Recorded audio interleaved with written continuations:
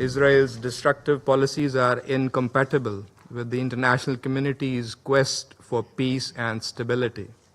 Here in this council, some members chose to give Hamas legitimacy, even protection. Israel will not. We will act against the leaders of terror wherever they are hiding. They are treated like celebrities. And when bin Laden was eliminated in Pakistan, the question asked was not, why target a terrorist on foreign soil? No one asked that question. The question was, why was a terrorist given shelter at all? The same question must be asked today. There was no immunity for bin Laden, and there can be no immunity for Hamas. Israel also chose to refer to an unrelated incident and make misleading remarks regarding Pakistan. So I ask, if these actions were justified then, why is Israel singled out now? Why are claims concerning sovereignty invoked only against Israel? The international community is well aware of Pakistan's frontline role and sacrifices in the international community's fight against terrorism. Maybe you got offended from the word of my speech, but I make sure that in my speech I stick to the facts. And the fact is that Osama bin Laden was killed in Pakistan. The U.S. killed bin Laden in Pakistan. I have a point of order. The delegation of Pakistan. We urge you to ensure that no speaker violates the principles and purposes of the UN Charter. I give the floor back to United Nations Watch for 4 seconds. Pakistan is another state sponsor of terror. We need no lessons from a terror sponsor, no sermons from a persecutor of minorities, no advice from a state that has squandered its own credibility. And I give the floor to the representative of Pakistan. Thank you, Mr. President. We thank you for convening this urgent meeting at the request of Algeria, Pakistan, and Somalia, and supported by other council members. We also thank Under Secretary General De Carlo for her briefing. We welcome the presence of His Excellency Sheikh Mohammed bin Abdurrahman Al Thani, the Prime Minister and Minister of Foreign Affairs of the State of Qatar.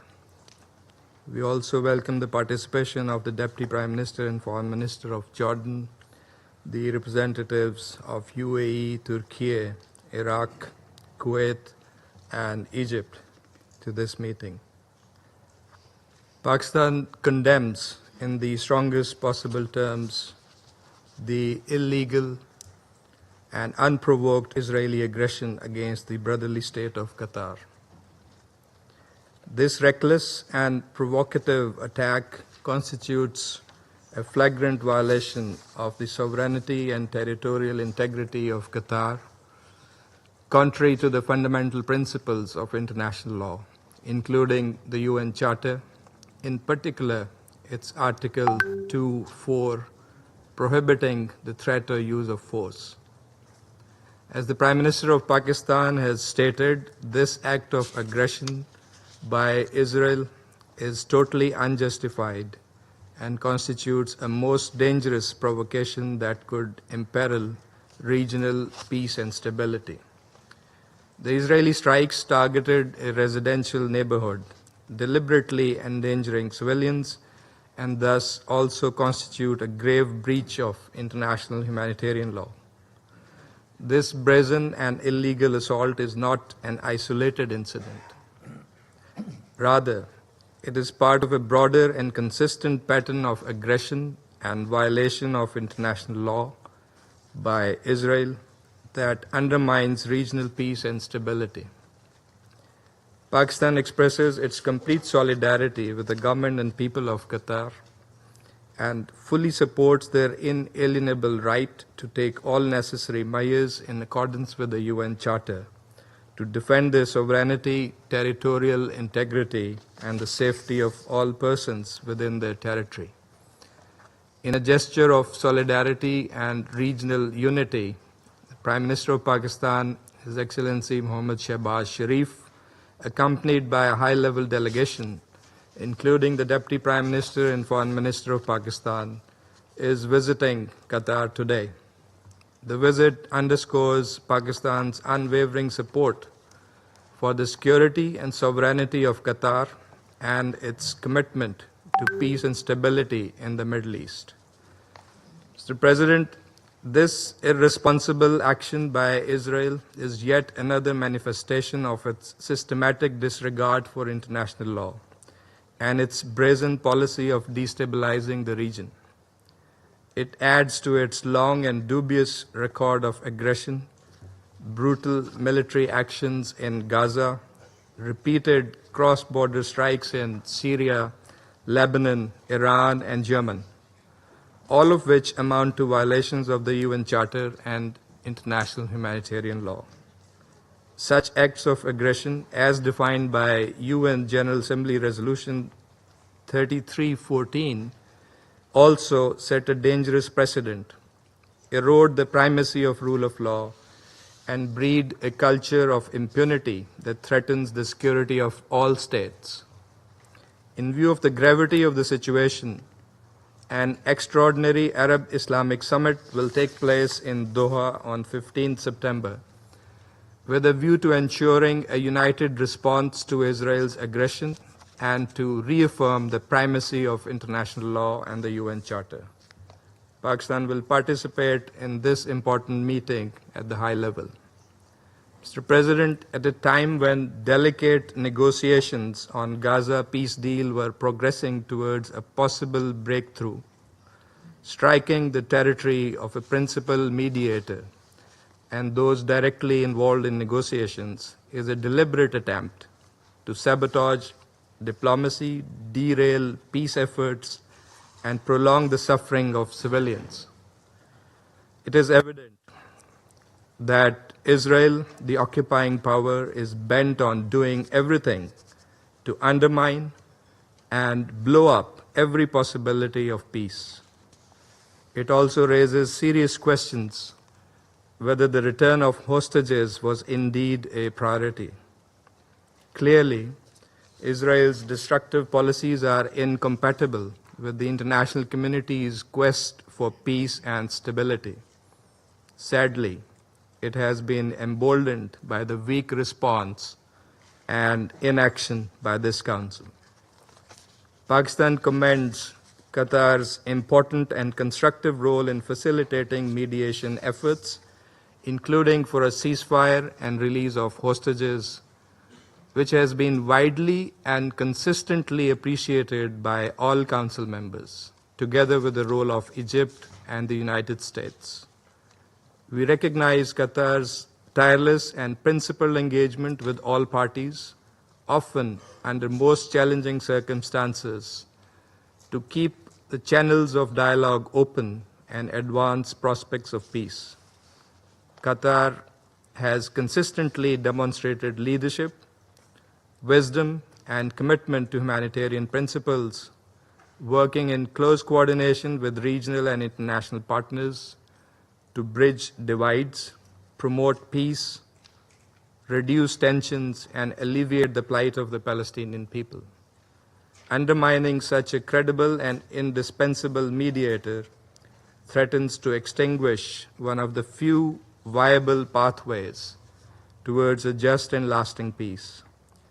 Targeting Qatar is thus not only an attack on a sovereign state, but also an attack on diplomacy and mediation itself.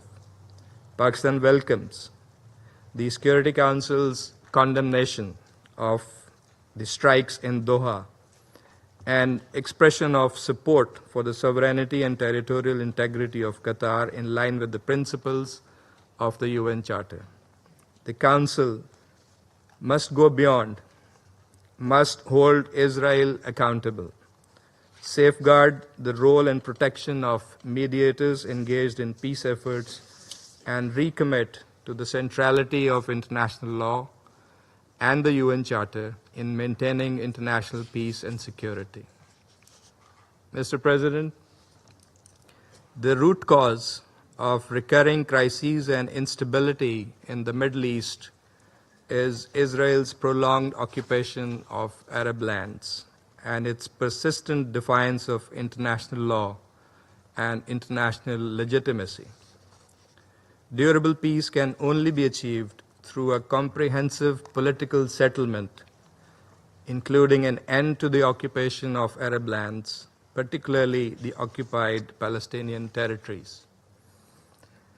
Pakistan calls for an immediate, unconditional, and permanent ceasefire across Gaza and all occupied Palestinian territories.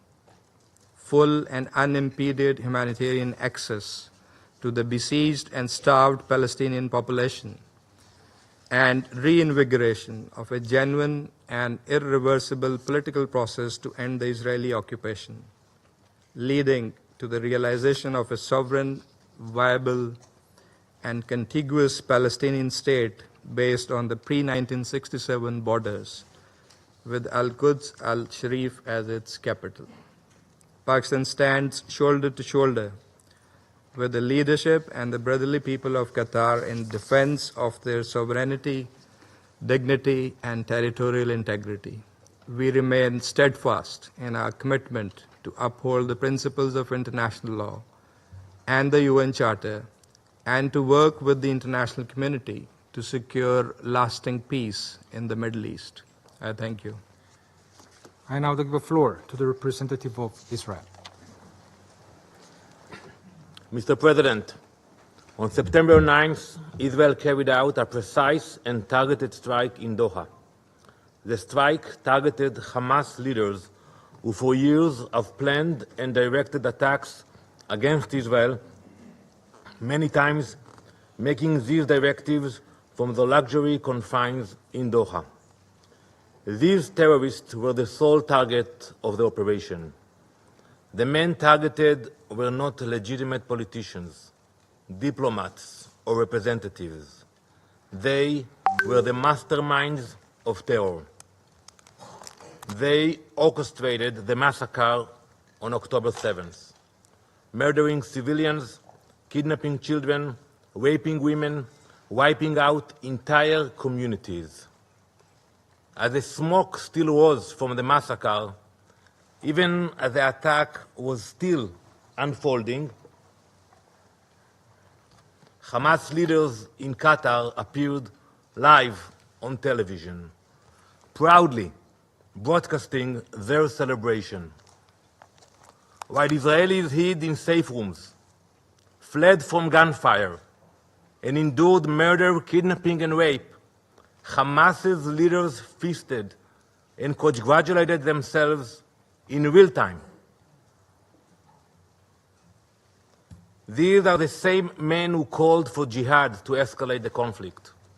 They called for blood, not peace. They wild terror, not negotiation. And the terror has not stopped. Just days ago, at Ramot Junction in Jerusalem, Hamas terrorists opened fire on a bus stop crowded with children and adults. 6 innocent people were murdered, among them a 25-year-old who had immigrated from Spain, recently married and building his future in Israel, a rabbi who had dedicated his life to teaching the next generation, 2 residents of the community struck down in their own neighborhood. Among the wounded was a woman 8 months pregnant, left to fight for her life and the life of her unborn child. These are not numbers. They are lives, families, futures stolen. When the gunfire stopped, the bus and the pavement around it were drenched in blood. This is what terrorism looks like. Mothers clutching babies, a bus stop turned into a battlefield, a community scared in seconds. This is a reality we face in Israel. Terror raising its ugly head almost every single day.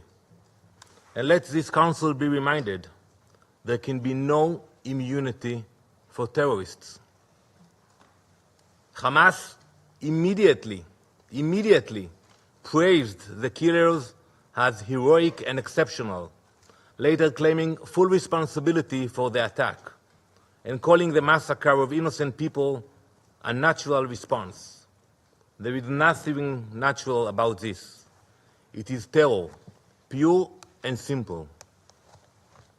Today, 48 innocent people are still held hostage by Hamas.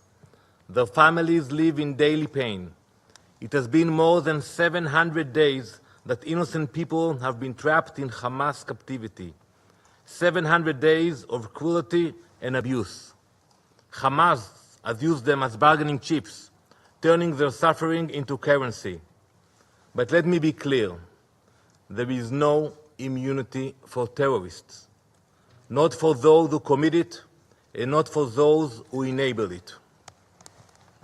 Israel has agreed to President Trump's ceasefire proposal. We are ready to stop the fighting, but Hamas refuses. They keep the world waiting. They are in no rush. They have the time. Indifferent to the human suffering that their delay causes. And who suffers from this refusal? Not the leaders of Hamas, living abroad in the Ritz-Carlton in Doha. They don't suffer, they have the time. But the hostages languishing in their cells and the people of Gaza used as human shields. From the start, Hamas's strategy has been to embed its weapons among civilians. They hide rockets in schools, command centers in hospitals, and tunnels under homes.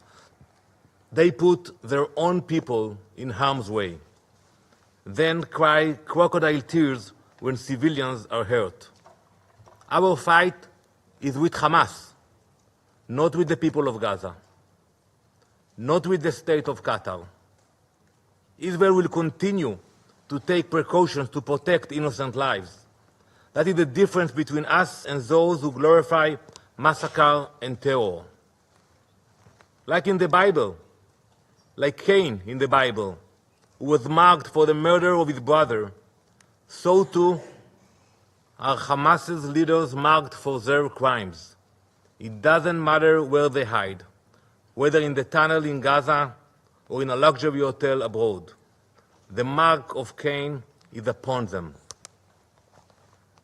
For too long, Hamas leaders have been sheltered not only in Doha, but in Beirut, Tehran, and elsewhere, parading as politicians and statesmen while acting as terrorists.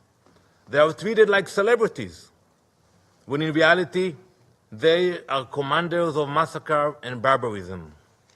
This false disguise of legitimacy gave them freedom to move, to buy weapons, to recruit through so-called humanitarian networks, and to spread propaganda on international platforms that should have rejected them. This strike sends a message that should echo across this chamber. There is no sanctuary for terrorists, not in Gaza, not in Tehran, not in Doha. There is no immunity for terrorists. And yet, here in this Council, some members chose to give Hamas legitimacy, even protection. Israel will not. We will act against the leaders of terror wherever they are hiding. Mr. President, we have heard today in this Council allegations about a breach of the territorial sovereignty of Qatar. But one must ask, where were these concerns when sovereignty was violated by terror itself? On October 8, when Hezbollah launched rockets across Israel's border, when Houthis fired a ballistic missile at Ben Gurion airport, or just days ago, when a Houthi drone crashed into the arrivals hall of Rabon airport, injuring civilians. How can anyone hide behind allegations appealing to the principles of international law while giving legitimacy to those who openly glorify October 7th and continue to plot terror? Mr. President, this brings me to Qatar. Prime Minister Al-Thani, the time for Qatar to choose has come. For too long, Qatar has harbored terrorists, offering Hamas leaders sanctuary in luxury hotels while they orchestrate massacres and terror attacks. History will not be kind to accomplices. Either Qatar condemns Hamas, expels Hamas, and brings Hamas to justice, or Israel will. Mr. President, the world has faced moments like this before. Today, the world remembers the devastating terrorist attacks of September 11th. That tragic day, like October 7th for Israel, was a day of fire and blood. In the aftermath of 9/11, the countries that uphold freedom, equality, and democracy in this council stood shoulder to shoulder. 2 weeks later, this council adopted Resolution 1373. It said plainly, no state may harbor terrorists. No state may fund them. No state may give them safe haven. I urge you all to read this resolution. Any government that does so breaks this council binding obligations. That principle was clear then. It must be upheld today. And when bin Laden was eliminated in Pakistan, the question asked was not, why target a terrorist on foreign soil? No one asked that question. The question was, why was a terrorist given shelter at all? The same question must be asked today. There was no immunity for bin Laden, and there can be no immunity for Hamas. And in facing terror, history shows that members of this council have done the very same. From 2014 to 2022, France struck terrorists in Mali, Chad, Burkina Faso, and Mauritania. In 2014 and 2015, the United Kingdom carried out airstrikes in Iraq and Syria against ISIS. So I ask, if these actions were justified then, why is Israel singled out now? Why are claims concerning sovereignty invoked only against Israel and ignored when others act to defend themselves? Is Israeli blood worthless? The question to ask is not why Israel targets the masterminds of terror, but why they are sheltered abroad, while hostages starve in captivity and Gazans are left to suffer. Israel's fight is not only Israel's. It is a fight of all who believe in democracy against those who worship death and violence, light against darkness, civilization against barbarism, justice against terror. We will continue until the hostages are free, until our people are safe, and until terror can no longer find sanctuary in any corner of the world, because there is no, and there never will be, immunity for terrorists. Thank you, Mr. President. I am obliged to take the floor to respond to some comments. The representative of Israel perhaps did not listen attentively to all council members and other speakers in today's debate. And in our view, it is unacceptable, indeed ludicrous, for an aggressor, an occupier, a serial violator of UN Charter and international law, that is Israel, to abuse this chamber and disrespect the sanctity of this council. And this is not the first time. and by pointing fingers on others, baseless assertions primarily aimed at masking its own illegal actions and violations of international law. President, but that's not at all surprising. It is an occupier that does not listen to anyone, that does not pay heed to any advice, even from its friends, if there are any left, that refutes, and not just refutes, it threatens members of the international community, international media, international human rights and humanitarian organizations, doesn't listen to the ICJ or the ICC, and threatens the UN and its senior officials.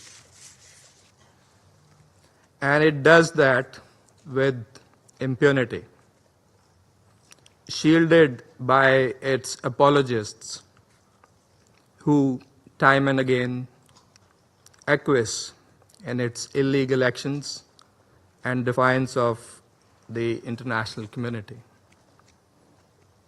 And like all occupiers, despite being the aggressor, it feigns and plays the victim.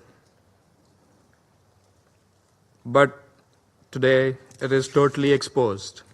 President, this Council has spent decades discussing the situation in the Middle East and the Palestinian question.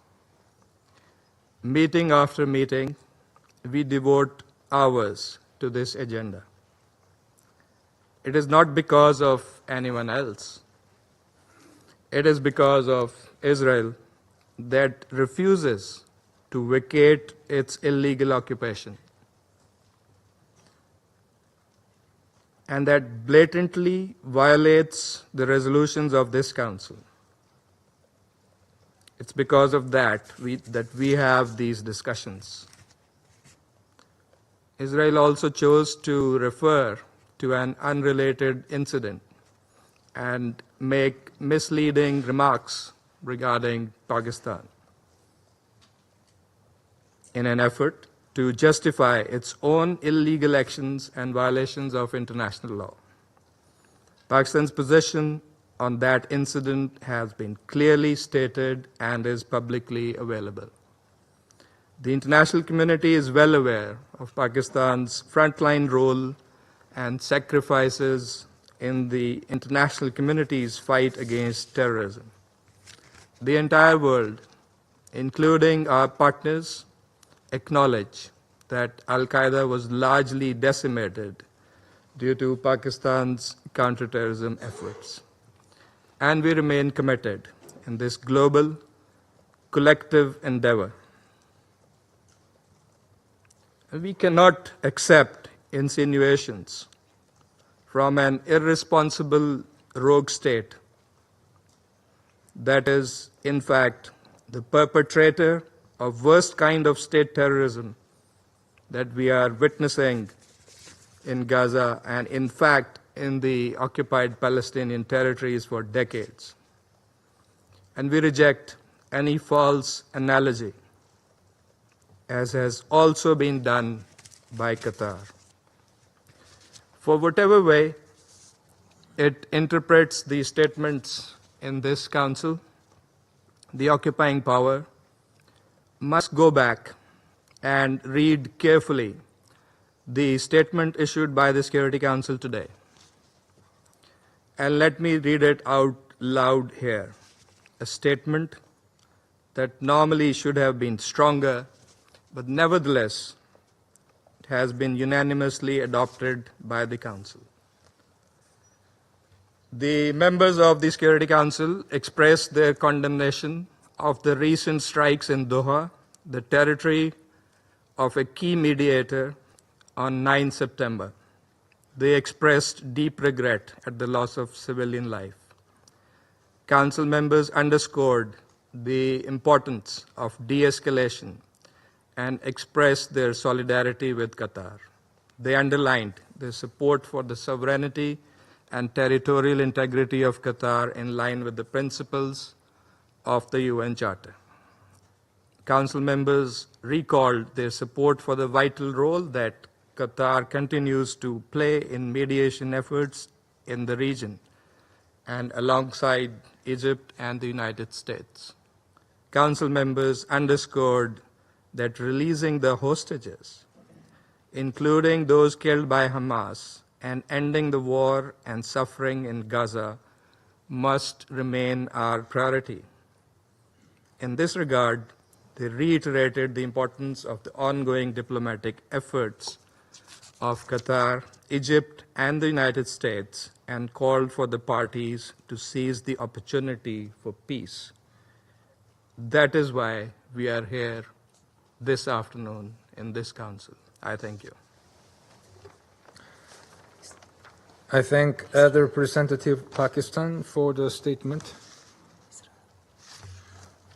The representative of Israel has asked for the floor to make a further statement. I give them Thank the you, floor. Mr. President. You know, if the distinguished colleague from Pakistan wanted to read the statement, he could have done it at the beginning of the session. But I want to refer to your words. You know, maybe you got offended from the word of my speech, and I apologize for that. But I make sure that in my speech I stick to the facts. And the fact is that Osama bin Laden was killed in Pakistan, and no one condemned the US. And when other countries in this council attack terrorists, no one condemns them. And that is the issue of double standards. When you apply different standards on Israel, then the standards you apply on yourselves, that is the problem of this institution. So yes, you cannot change the fact that 9/11 happened, and today we mark this day. You cannot change the fact that Osama bin Laden was in Pakistan and he was killed on your territory. But I would ask you, when you criticize us, and I'm sure it will continue in the future, think about the issue of double standards, which standards you apply to your country and which standards you apply to Israel. Thank you, Mr. President. The floor to United Nations Watch. Mr. President, we have heard a lot about international law from the world's worst violators of international law. It's time to challenge the perpetrators. And so we ask Qatar, if you don't want targeted bombings against terrorists in your capital, why do you harbor terrorists in your capital? Terrorists who are still holding hostages, torturing them, and rejecting peace deals. Why did you host Hania, Mashal, and Al-Khaya in luxury hotels from where they planned their terror? Why did you back Hamas's Gaza coup in 2007? Why have you funneled billions since then, fueling their terror machine, empowering their 5 wars against Israel? Why did you blame Israel for October 7th, absolving Hamas of massacring 1,200 Israelis, Americans, and others? Why is your state-owned Al Jazeera serving as the terror group's non-stop propaganda arm? Why do you act as a mediator by day and a terror sponsor by night? Mr. President, the record shows Qatar is a state sponsor of terror. The Gulf states said so in 2017 when they suspended ties with Qatar. Now, yesterday, Antonio Guterres and French President Macron condemned Israel. But when the US killed bin Laden in Pakistan, the UN chief at the time celebrated that, quote, justice has been done to such a mastermind of international terrorism. France called it a victory for all democracies. We ask both. How is this different? Now, when Israel captured the Nazi Adolf Eichmann, rescued the hostages at Entebbe, and destroyed Saddam's nuclear reactor, the UN condemned Israel. Each time... Sorry, I have a point of order. Sorry, the delegation of Pakistan. Please. Thank you, Mr. President. While we believe in constructive engagement with the civil society organizations and value their inputs, we urge you to ensure that no speaker violates the principles and purposes of the UN Charter and the territorial integrity of sovereign member states. We reject casting unfounded accusations and allegations. This August forum should not be allowed to be misused, especially by those who doctor videos, who doctor narratives, and now doctor facts. I thank you. Thank you. Colleagues, I would like to invite all of us to respect the tone that is commensurate with the important responsibility of this Council. I also remind everybody that points of order are on procedural issues, not on substantive issues. I give the floor back to United Nations Watch for 4 seconds. And Pakistan is another state sponsor of terror, so we thank Merci. their Je contribution. donne la parole à Action. Thank you. I give the floor to Action for Development. Mr. President, illegal occupation and denial of self-determination breed relentless human rights violations. Despite UNSC resolutions and global calls, India persists in illegal occupation and demographic engineering in IIOJK. We urge OHCHR to issue a third report. Adding to its record of brazenly flouting international law, India has sought to weaponize water and boasted of endangering 240 million lives. We are compelled, once again, to address provocations from a country whose own leadership recently likened it to a dump truck. Perhaps an inadvertently apt metaphor for a state that continues to deposit recycled falsehoods and stale propaganda before this distinguished council.